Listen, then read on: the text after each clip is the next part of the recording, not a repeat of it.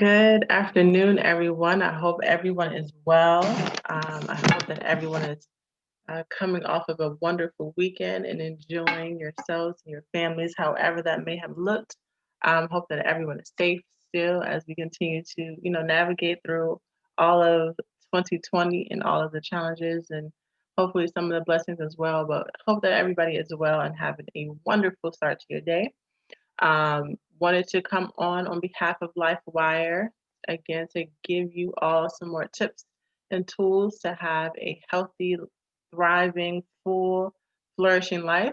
And so I'm here on behalf of LifeWire and the LifeWire team to give some tips about balancing. So October has been focusing a lot on balance, and we wanted to give you some more resources, tips, tools, different ways to think about how to really balance in this life and in this year. And so one of my favorite tools to use when we are just in life or when I'm in sessions with clients and whenever I'm just doing anything, it's always to remind myself to breathe. I find that sometimes we can forget to just sit and breathe. Our body just automatically does that. But to be very intentional about our breath to help us aid in that sense of peace, that groundingness, and that balance to get us to that place where we need to be able to be in order to maneuver in life. So, if you would, if you wouldn't mind, join me in just creating a sense of stillness by taking a moment or two to breathe. So I usually walk through this exercise with my clients when I see them, either in person or via Zoom. I tell them let's do three grounding breaths. Right, we'll take the first one in through our nose and then out through our mouth. Okay, so breathing is important, especially that type of slow, methodic breathing, because it allows our bodies, our brains, our response signals and response systems to really be able to know what it is that we need to do next and move from a place of power instead of a place of panic. Okay, so let's breathe. Inhale through our nose and then exhale through our mouth. Two more times. We'll inhale through our nose. And if you want to, sigh and make noise. Okay. On this next one, really, I want you to really focus on breathing up everything from the tip of your toes all the way up to the top of your head.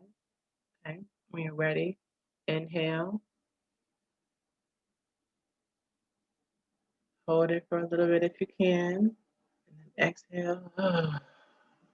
Sigh it out, make some room, and settle into wherever you are right now. So again, I hope and pray that you all are safe. LifeWire teams, Candace and Shar, we are rooting for you to be well in all that you do, and we are praying that your family is well.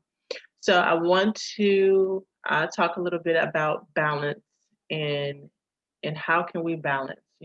Shar has given us some great tips, and Candace is going to continue to give us some great tips and ideas and ways to cope with balancing as well from various different perspectives. But I wanted to come on to share some things with you all about balancing from the perspective of boundaries, right? So many times we can look at it's just a lot that we have to be responsible for. It's a lot that we have to look at, to assess, to really take care of ourselves, take care of others, take care of work.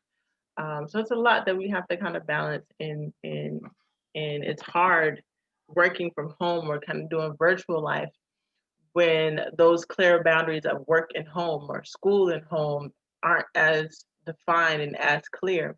When we are home, it's like, oh, I'm home. I can't wait to get off of work and go home so I can lay down in my bed and lay on the couch or whatever. But because of what is happening right now, we are still in the midst of trying to figure out, okay, how can I define this as my workspace and this as my school space?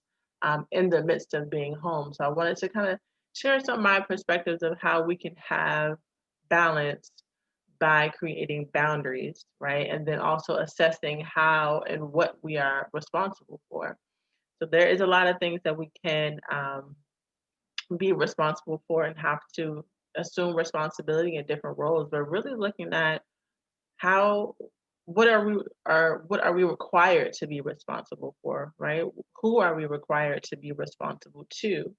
And then hopefully, by defining those ways of looking and assessing those responsibilities, that can kind of give us a little bit more breathing room to be able to balance in our lives. Because when we are, exerting ourselves or helping in different places with different people and different tasks, it can feel really taxing to balance, right? It can be very hard to be at multiple places at once or to be contributing to multiple things at once. So hopefully with today's very brief discussion, we can just be able to look at, well, what are the things that I really need to be responsible for, and what are some things that I can kind of create some hard boundaries for, that I can help when I can and other times I can't. Some things I can be very responsible with and for, and some things I just can't, right? So in being okay with knowing that some things are not your responsibility. Okay, so I'm going to share my screen here. So let me look 1 second. So as I'm pulling that up, just kind of think about all the things that you are responsible for, all the things that you have assumed responsibility for, all the things that have kind of been thrown onto you, and looking at, do those roles that you are assumed responsibility for, do they help you? Do they help you manage? Do they help balance you out? Do they provide some type of relief for you, or is an additional burden or stress for you? Some things, of course, we just have to manage, and other things we can really take a step back and say, do I really need to assume that role? Do I really need to help out in that capacity? Or can I lighten some things off of my load? Can I give some things up, or have someone to help and share the responsibility? Okay. So today we're going to look at balance with boundaries and then assessing responsibilities.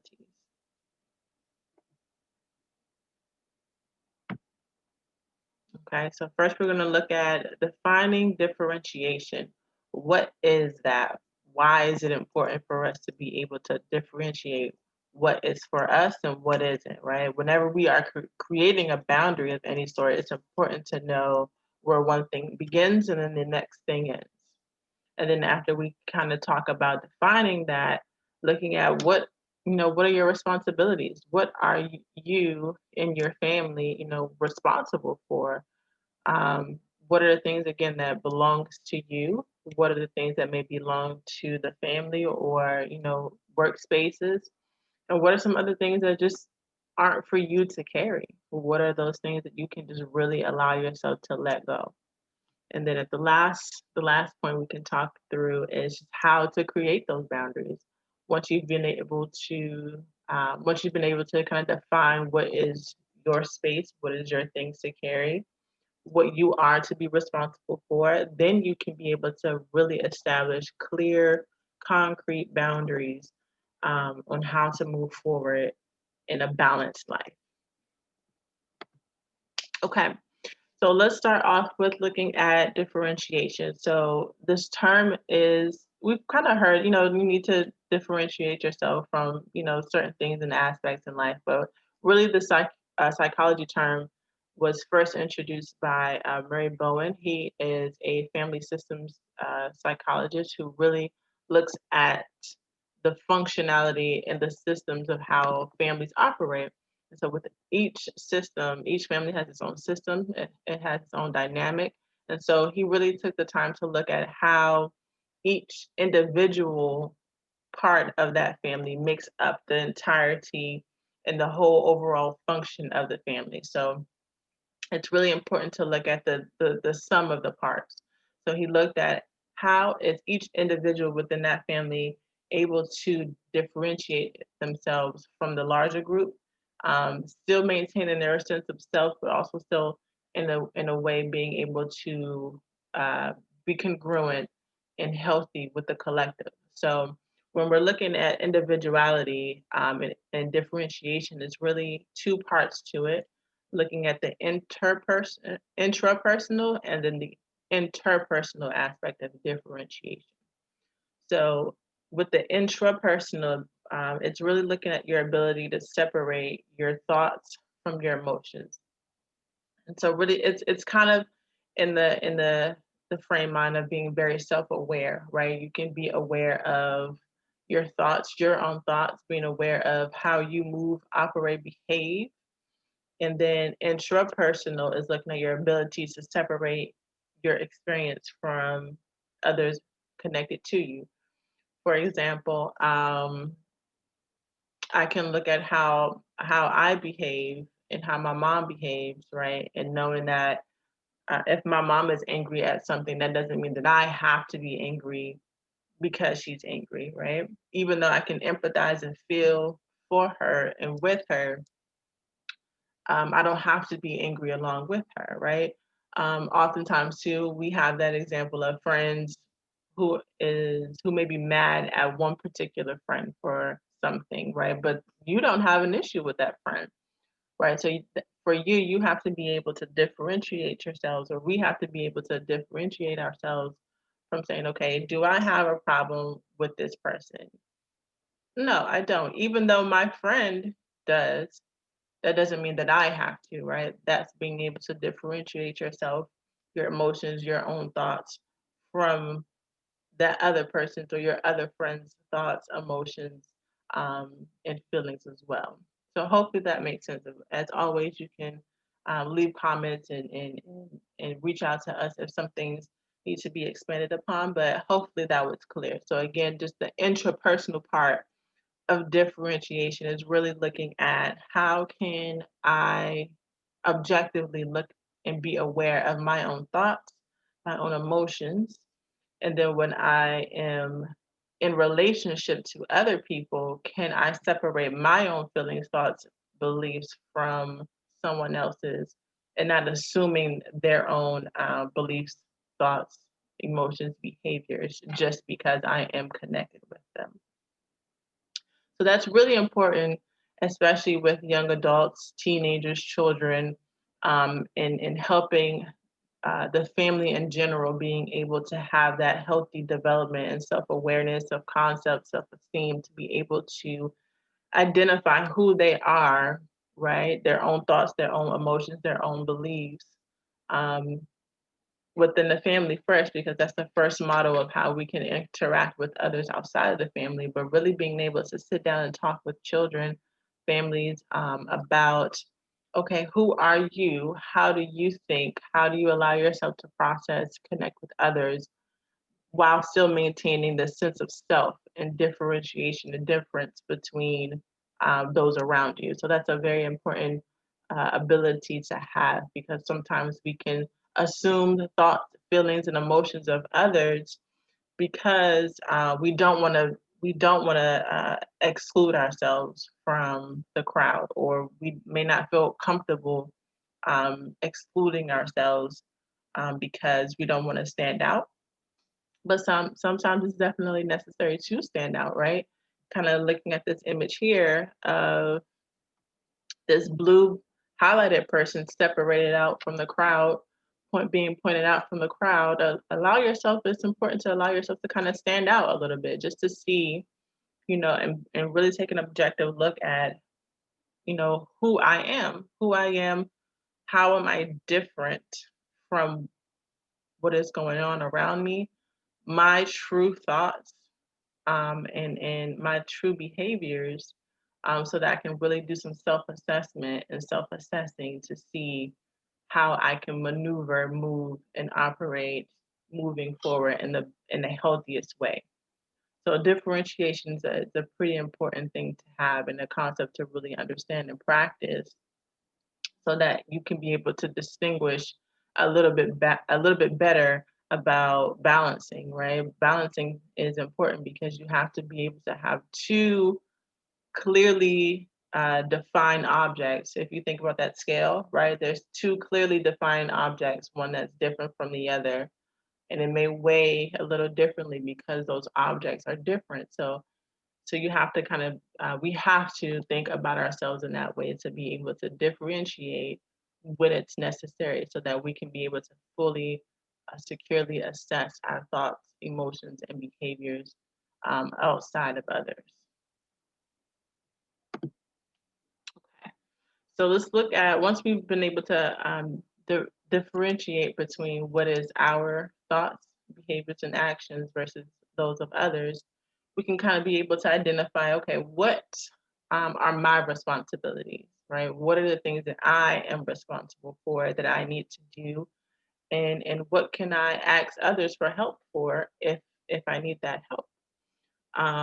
So one of the quotes that I like, and actually came from a Bible app that I did once, thinking about, the topic was about boundaries. Um, and one of the topics that came up was this quote that I really like here. It says, "We are responsible to others and for ourselves." And so, looking at that quote kind of gave me some good insight on how we can talk about this identifying our responsibilities. So oftentimes in life we can have, like I said in the beginning, we can have a lot of responsibilities as adults, as young adults, growing adults, as very mature adults. We all have different responsibilities. Um, but it's really important to be able to maintain a sense of balance in life by being able to identify what you are responsible to, who you are responsible to, and what you are responsible for. When we are assuming too much, then we can become out of balance, right? Some things are not for us to carry all the time. Some things we may need assistance with. Some things we may need to have others carry that may not even be ours, that we're holding on to. So in order to have and maintain a sense of balance, we have to do constant assessing of what we are responsible for and who are we responsible to. So I wanted to also look at these two words, burdens versus loads. So we often hear about, carrying someone's burdens. It's a heavy burden to carry, or, talking about different loads of things. Um, but I want to kind of give a visual depiction of the definition and how to distinguish between those two again. So burdens, if you think about, a burden can be like a boulder, right? A boulder is something extremely heavy. It's more than just a rock.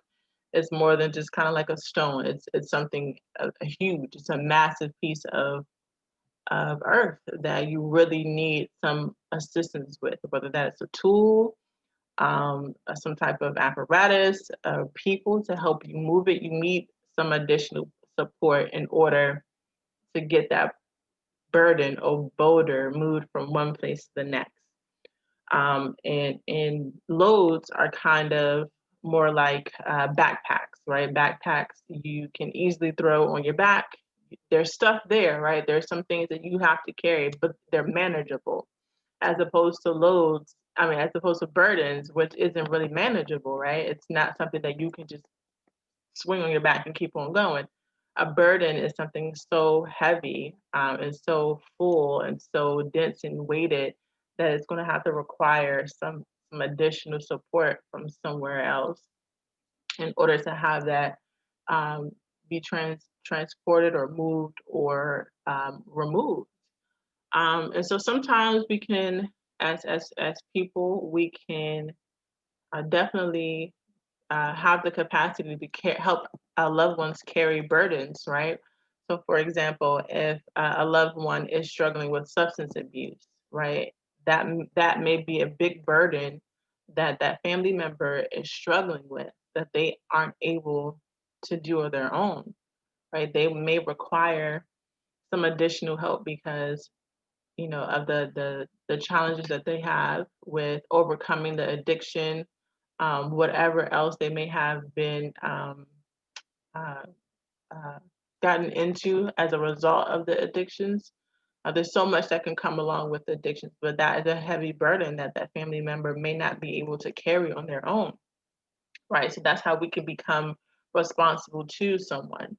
We can be responsible to our family, our friends, our work, co-workers sometimes, but we really have to look at,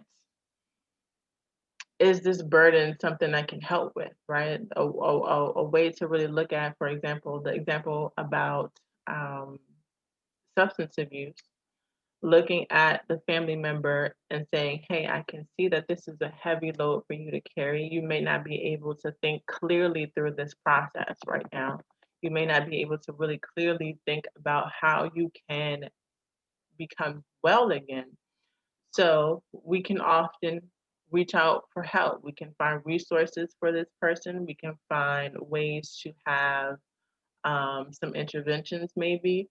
We can see how we can, maybe talk to our family members to see how do they even get to this space, right?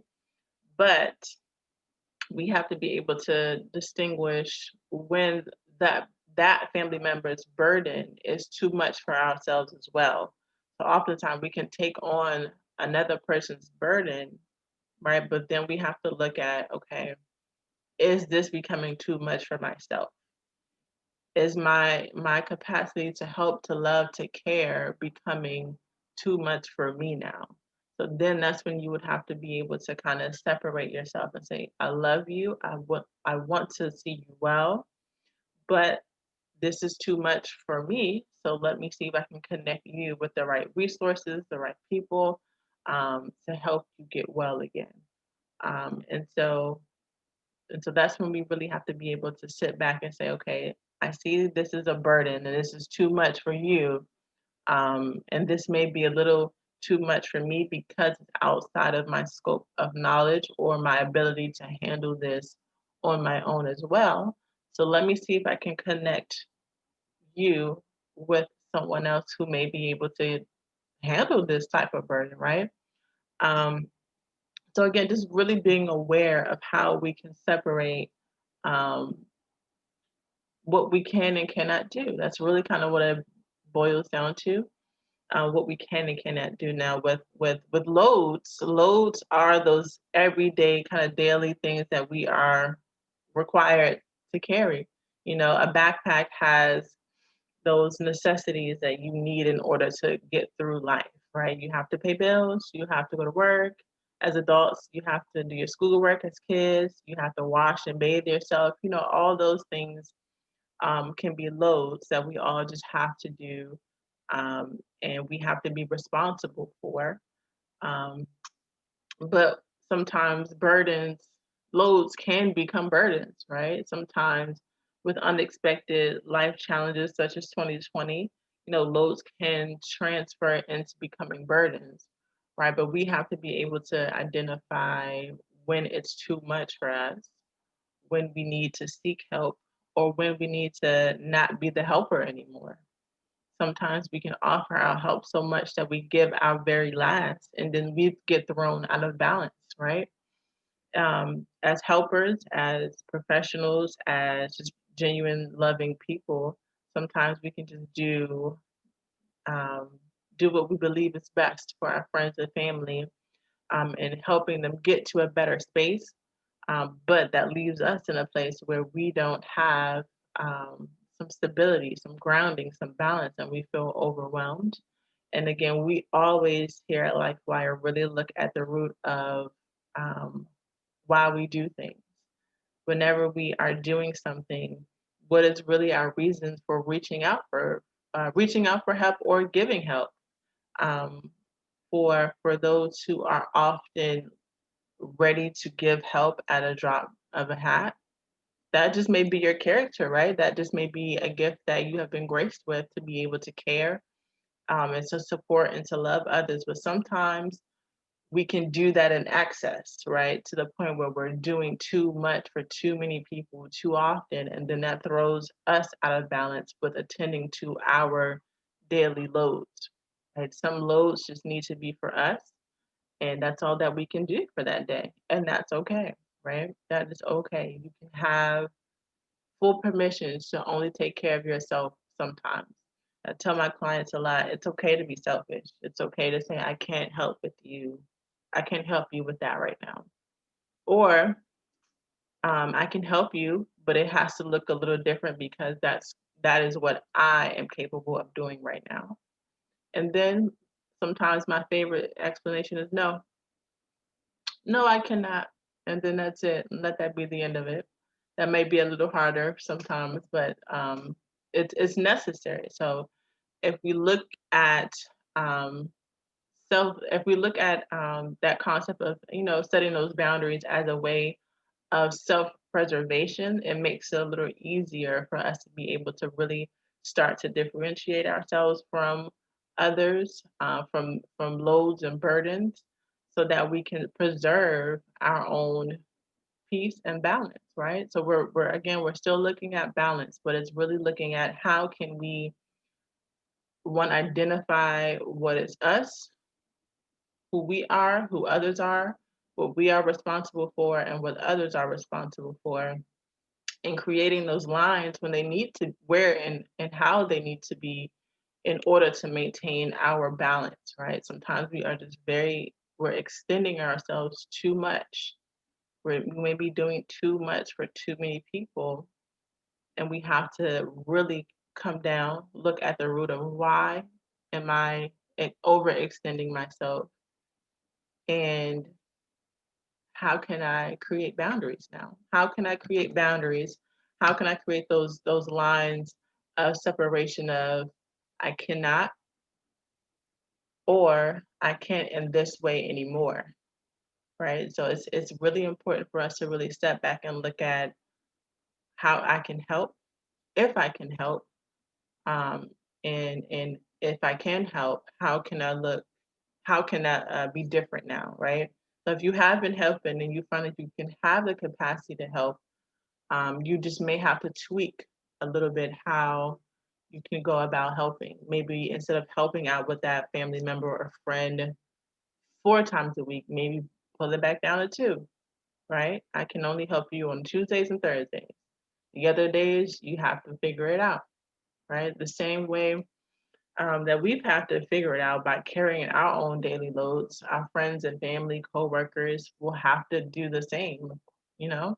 And it can be challenging for ourselves and for others to create those new boundaries. And kind of going back to the family system theories, whenever one thing or one unit changes within that whole system, the whole thing has to be reconfigured and the whole thing has to shift. So when you are able to set those boundaries for yourself and be able to sit back and look at, okay, I have too much on my plate right now. Let me try to maneuver, take away some things, create some boundaries here, shift my schedule this way.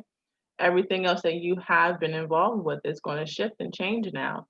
And that's not necessarily a bad thing. It just will require more from the other person and more from you. It's going to require more from you to really sit down, be stern, be committed, be consistent, be clear about what it is you can and can't do.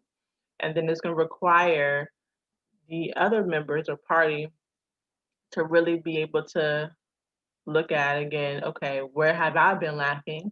Or where do I need some extra support?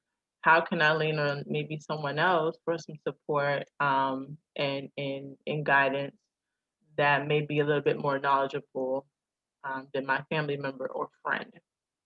Okay. I hope that this is all making sense. I hope that this is clear. Again, there's so many different nuances and ways to look at responsibilities, burdens, loads, but I just kind of want to give a little surface conversation about just burdens, loads, and responsibilities. And remember, we're responsible to people and for ourselves, and we have to think about both. So whenever we are neglecting ourselves, we ultimately throw ourselves out of balance. So it has to be a great balance of helping others, but also preserving ourselves and preserving our own energies and thought processes. And for those members, those family members or parents or friends, teachers, whomever may feel like there aren't a lot of support systems to help you to balance, there's always resources. It's a matter of just kind of connecting, reaching out, asking, going outside of, maybe even going outside of your known network to connect with others. Going outside of your comfort zone may help with recalibrating that balance, right? Doing something that's different, doing something that you haven't done before, it's going to help you to maybe find that new balance that you need, by doing something new. Okay.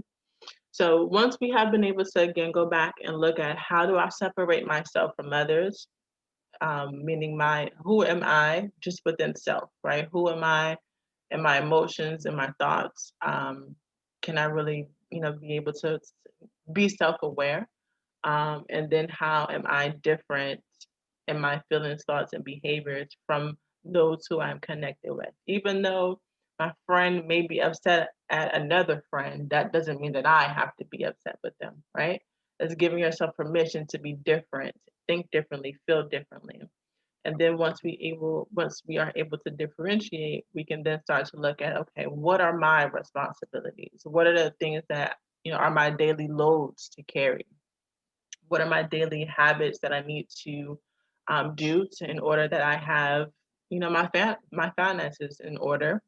What do I need to do to ensure that, family has what they need, that I'm showing up on work at work on time, that I'm sleeping well, and then what are some burdens that I may be carrying for other people that it's too much for me? How can I lessen the loads, or lessen the burdens for myself? Can I give up some time? Can I, instead of doing 4 days a week for one activity, can I reduce it down to maybe two? Right? Kind of looking at how you can give more space to balance, create more balance where you are being attentive and responsible to others as well as yourself, because you matter, right? Your stability and your balance and your sound mind matters. Okay. So once we've done that, then we have to really create those boundaries, right? And this is where sometimes it can be very hard. When I'm working with clients, it can be very hard for them to create those concrete boundaries, right? So sometimes, we've been able to, identify what I'm responsible for, who I'm responsible for. I know that I'm different. I'm kind of good on that aspect, but just creating the boundaries part, I don't know how to do that. So here are some tips you can think of. Name your limits. Name what it is that you will and won't do, or can and can't do, right? Um, you can't set good boundaries if you are unsure of where you stand, and that's so important. And that's why the very first step is being able to differentiate yourself. Where are you? Where do you stand?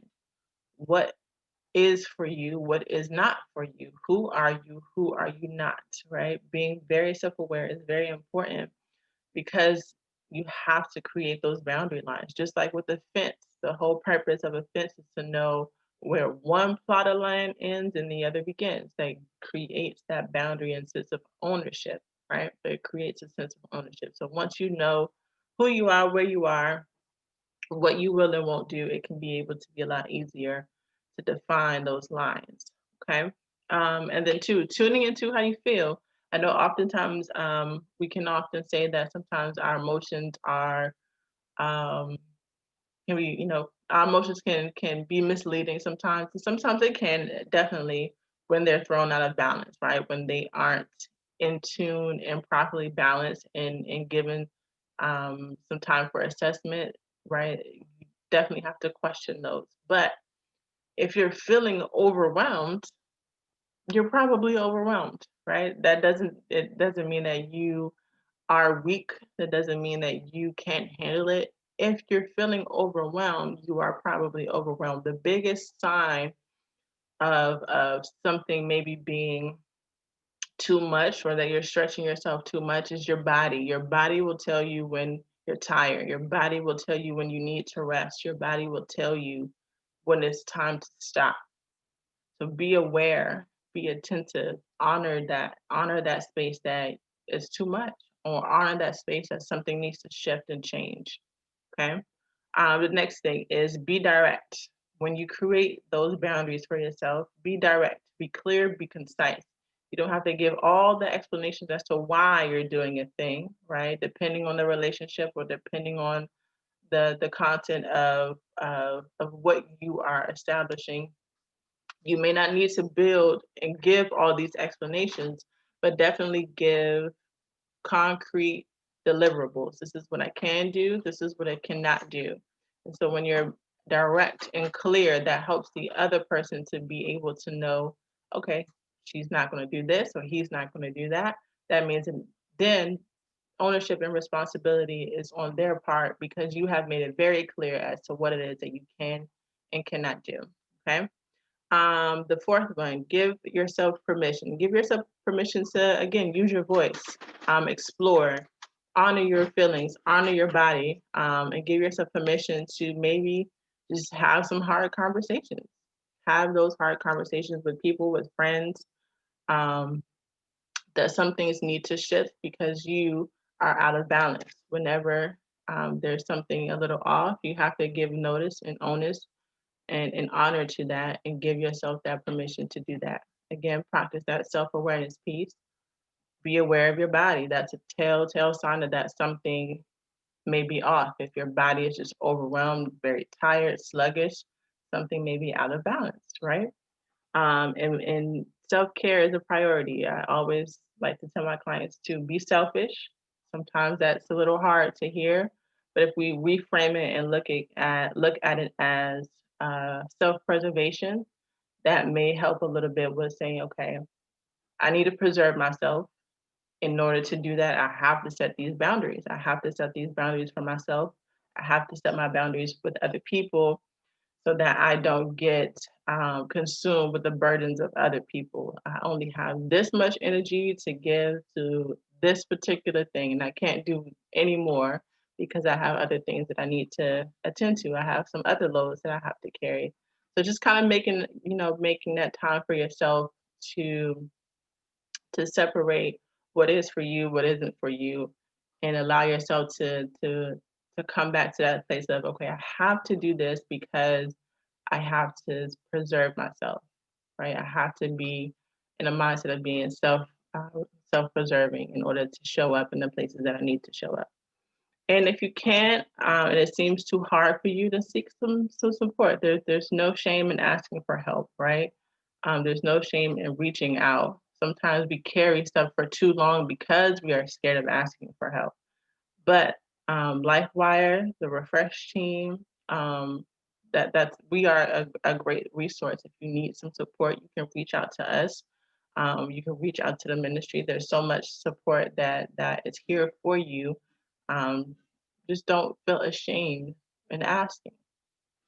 And once you have really sat down and laid out all of your boundaries, then stay committed to them. Stay committed to those boundaries. Stay committed to the things that you have set in place for yourself and for others so that you can continue to stay balanced. This is all about staying in a place of balance and peace. There's so much that can throw us off, but again, we have that ability to respond. That's what responsibility is. We have the ability to go back, assess why we set those boundaries up, and what the reasons were so that we can stay balanced or so that we can have more time for our children, so that we can have more energy for our spouses, so that we can be more creative, so that we can just sleep, right? All these reasons are why we started creating those boundaries because at some point, we got out of balance by either bringing on too much or accepting too much from other people or just just some life just kind of throws us out of balance, right? So we have to come back and look at really why did you start, why did you want to set those boundaries, and stay committed to that because it's for your self-preservation, right? So yeah, again, I hope this is helpful in us looking at just really being able to maintain balance. Balance has all things require balance. Nature, ourselves, the planet, everything it has to be in balance in order for it to work the way that it was designed to work. So I hope this was helpful. I hope that you guys got some insight, some clarity, a little bit of inspiration to go home, or if you're home now, kind of write out those things that you need to write out by identifying who you are, what you are responsible to and for, and then creating those lists of the things that you can do, can't do, or just may need some extra support in. Okay. Hope you all are well, stay well, and see you soon.